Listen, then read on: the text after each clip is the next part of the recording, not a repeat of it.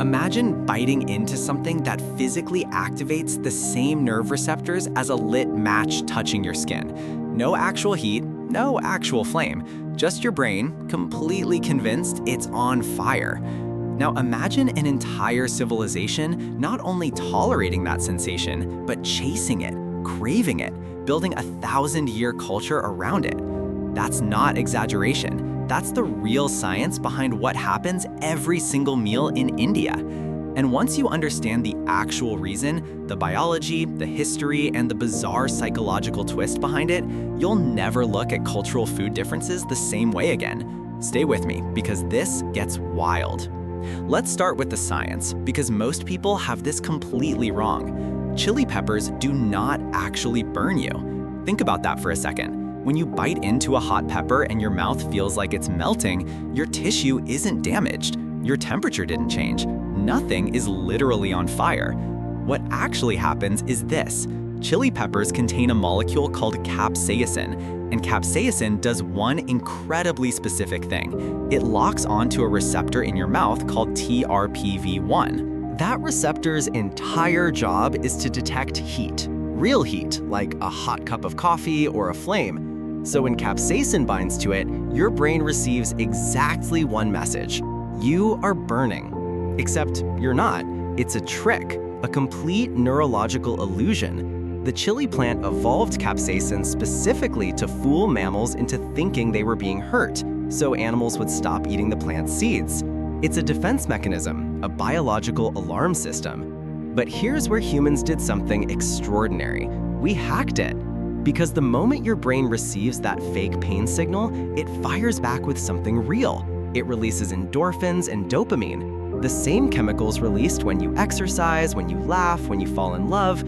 Your body is trying to fight a threat that doesn't exist, and the relief, the rush that follows, feels incredible.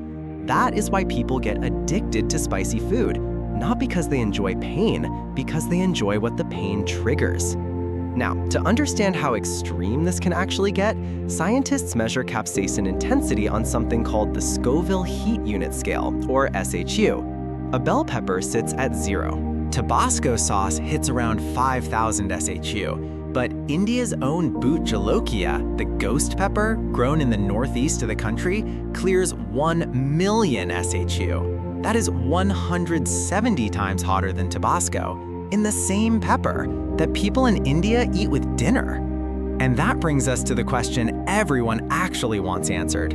Why can Indians handle this when the same pepper sends other people to the emergency room? The answer is not genetics, not even close. There is a common assumption that Indians are born with some kind of biological advantage, a different tongue, a stronger stomach, something in their DNA. Researchers tested this. Specifically, studies comparing South Asian populations with Caucasian Americans found that yes, South Asians consistently showed a significantly higher capsaicin tolerance. But when scientists dug into why, they didn't find a genetic difference. They found something far more interesting. They found desensitization. Here's how it works. Every time capsaicin binds to those TRPV1 receptors in your mouth, it exhausts them a little. Repeated exposure, over time, literally wears those receptors down. They become less sensitive, less reactive.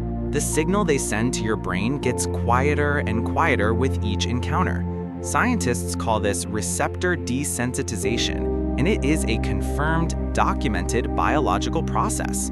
Indian children begin encountering spices not when they first eat solid food, but often earlier. Mothers eating spicy food pass trace amounts of capsaicin through breast milk. By the time an Indian child is eating full meals, their TRPV1 receptors have already been quietly adapting for months. That process continues for years, for decades, for generations, compounding inside families and communities. And here's the part that really flips the script. Researchers confirmed that a person from America or Northern Europe eating spicy food consistently over several months can reach a comparable tolerance level. The same biology, the same receptors, the same process.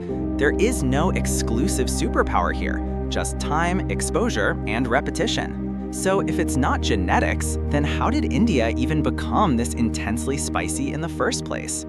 that's where the history gets genuinely surprising, because the truth is, India was already in love with spice thousands of years before the chili pepper even existed. For millennia, India was the center of the global spice trade. Black pepper, turmeric, ginger, cloves, cardamom. These ingredients were flowing out of India along the Silk Road and into the courts of Rome, the kitchens of Persia, the markets of Arabia, centuries before the Common Era. European nations wanted Indian spices so desperately that Portugal, Spain, Holland, and England literally went to war over trade routes. Spices were the oil of the ancient world. And here is the single most ironic twist in this entire story. The chili pepper is not Indian. Chilies are from Mexico. The Aztec people had been cultivating and eating them for 9,000 years before any European had ever seen one. They were a completely new world ingredient, unknown to the entire Eastern Hemisphere. In 1498, a Portuguese explorer named Vasco da Gama sailed around Africa and reached the coast of India. He came for black pepper, which was worth more than gold in European markets at the time.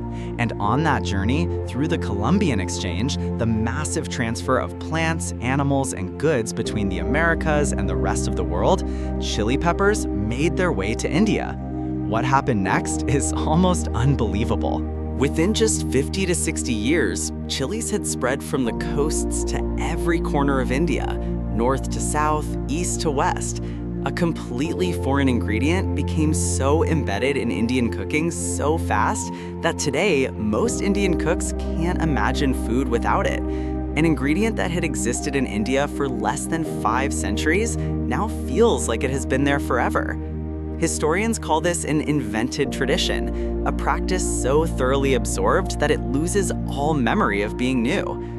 India traded its black pepper to help build the modern world, and in return received a foreign plant that it then made entirely its own. But the story doesn't end there, because there's a theory about why this adoption happened so fast, and it connects to something much bigger than just taste. Researchers at Cornell University analyzed over 4,500 recipes from 93 cookbooks spanning 36 countries. Their conclusion was striking. The hotter the climate, the spicier the food, almost without exception. This isn't coincidence. In hot climates, bacteria multiply faster, food spoils faster. Before refrigeration, before the entire modern food storage system we take for granted, eating contaminated food was a leading cause of death. And spices, particularly chili, garlic, and onion, are remarkably potent antimicrobials. They kill or suppress a significant percentage of the bacteria that cause food poisoning. So populations in tropical climates that ate more spice got sick less. They survived longer. They passed those eating habits to their children, who passed them to their children. Over hundreds of years, a biological survival advantage transformed into a cultural identity. India, Thailand, the Philippines, Malaysia, all tropical, all intensely spicy. Norway, Sweden, Finland, all frigid, all historically mild in their seasonings. The food cultures of the world didn't form randomly. They were shaped by the environments people had to survive in. That is cultural food differences operating at the deepest possible level. And if you find that fascinating, if you want more of this kind of thinking, the kind that changes how you see everyday things, this is exactly the right channel for you. Subscribe, and we do this every single day. Now, here's where the psychology takes a genuinely strange turn. Because we haven't talked about why eating something painful can feel good. And the real answer is weirder than the science. A psychologist at the University of Pennsylvania named Paul Rosen spent years studying what he called benign masochism. It's a concept that describes a uniquely human behavior, deliberately seeking out experiences that feel unpleasant in a controlled, safe way. Eating spicy food, watching horror movies, riding roller coasters. These are all the same thing, neurologically speaking. Your brain activates the fight or flight response, the ancient alarm system that prepares you to face danger. Heart rate goes up, adrenaline releases, every system sharpens. But the rational part of your brain also knows simultaneously that you're safe. You're sitting at a dinner table, you're in a movie theater, you're strapped into a steel car on a track. And when that alarm shuts off, when the heat fades, when the credits roll, when the ride stops, what's left is a wave of endorphins, dopamine, and a genuine sense of having survived something, of having won. That feeling is deeply satisfying, and it explains something that surprises a lot of people.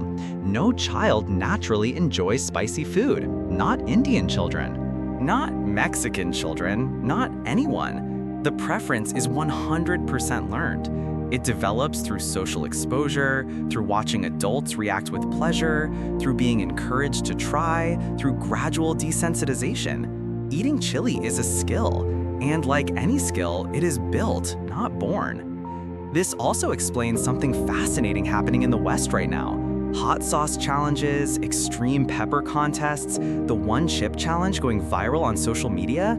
Western culture is essentially rediscovering, in public and in real time, what India has quietly been practicing for centuries. The craving for that controlled danger, that safe thrill, that benign masochism. But here's what most people completely miss when they talk about Indian food being spicy. India is not one cuisine. It is dozens of distinct food cultures layered across a subcontinent. The South, Tamil Nadu, Andhra Pradesh, Kerala, is where the heat gets truly intense. Fresh chilies, whole dried red peppers, heat that builds and builds.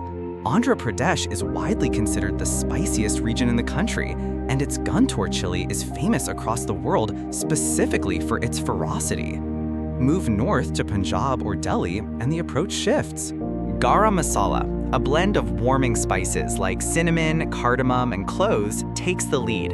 The heat is still there, but it's layered, fragrant, complex, less like a punch and more like an embrace. And then there are families, Jain households, certain Brahmin communities, who follow strict traditions that exclude not just meat, but also onion and garlic, and sometimes chili entirely.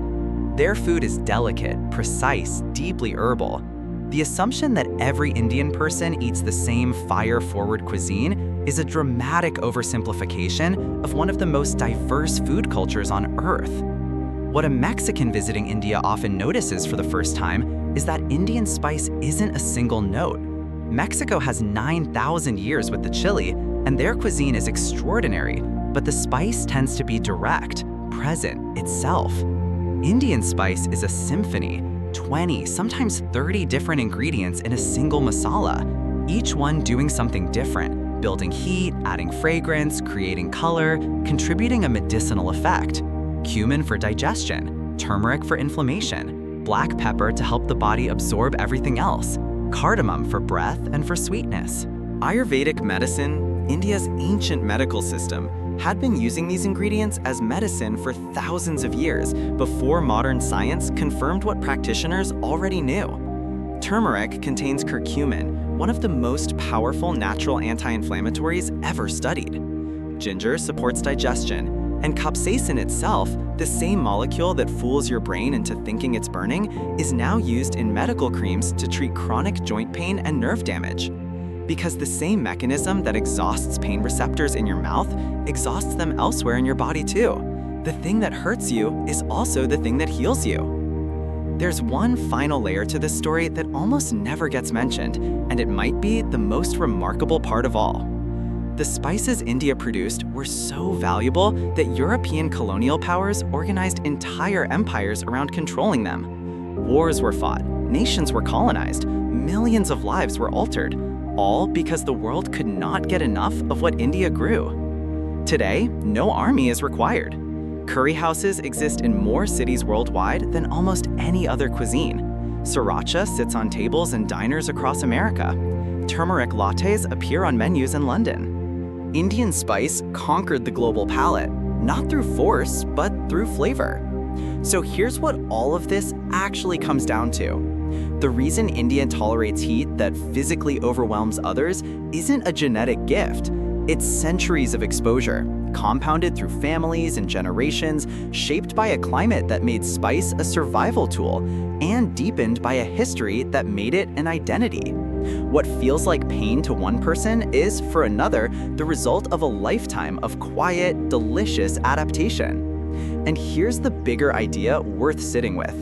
There is no such thing as a cultural trait that people are simply born with. Every habit, every preference, every tradition that looks ancient and inevitable was built piece by piece, meal by meal, generation by generation. What does your own food culture say about the environment your ancestors had to survive? Drop your answer in the comments. I genuinely want to know.